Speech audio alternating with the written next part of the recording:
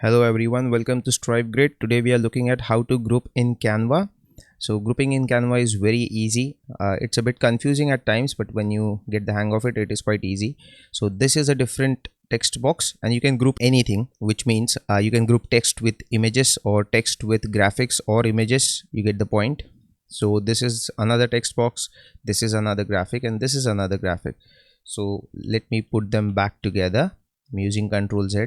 So say if you want to group all of them, just do Control A on your Windows machine and you will see the option here which says group, and you can click on that and they will be grouped. So now the beauty about this is you can expand and contract them based on the requirement, and everything will be in shape and will not go out of the ratio.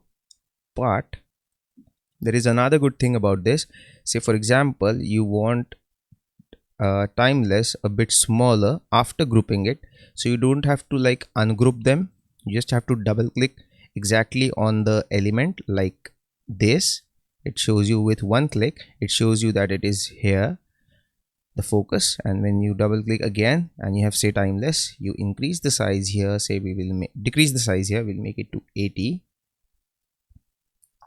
Do that, and now again when you click anywhere outside, you have the same group available to you. So this is how grouping is done in Canva. And if you have to ungroup it, you again click anywhere and you'll get the option of ungroup, and you click on ungroup and then click somewhere else, and everything is now ungrouped. So this is how easy it is to group in Canva. So I think that should answer the question. Thank you for watching.